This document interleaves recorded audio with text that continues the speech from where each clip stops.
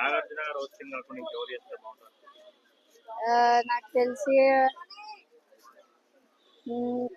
అతనే ఎక్కువ big boss 1 నుంచి అతనే ఉన్నాడు కాబట్టి అతనే సూట్ అయ్యేది అనిపిస్తుంది.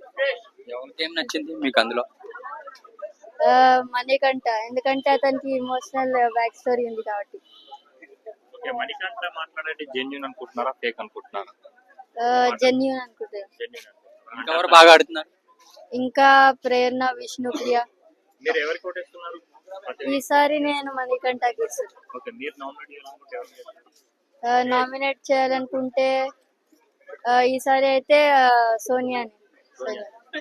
టాప్ 3లో ఎవరెవరు ఉంటారు అనుకుంటున్నారు? టాప్ 3లో అయితే నబీల్, నిఖిల్ ఇంకా మణికంఠ ఉంటారు అనుకుంటున్నాను. ఓకే అండి, కొంచెం యష్మి గౌడ కొంచెం ఎక్కువ మాట్లాడుతుంది అంటే మరీ అంత చెయ్యదు కానీ నాకు తెలిసి జెన్యున్ గా మాట్లాడుతున్నాను. యష్మి గౌడ తను మాట్లాడేది కరెక్ట్ మాట్లాడేది. అపోనెంట్ కంటే అదే ఓడిపోతే తను ఓవర్ ఎక్సైట్ అవుతుంది అంటున్నారు. ఓవర్ ఎక్సైట్మెంట్ అయితే చాలా ఉంది.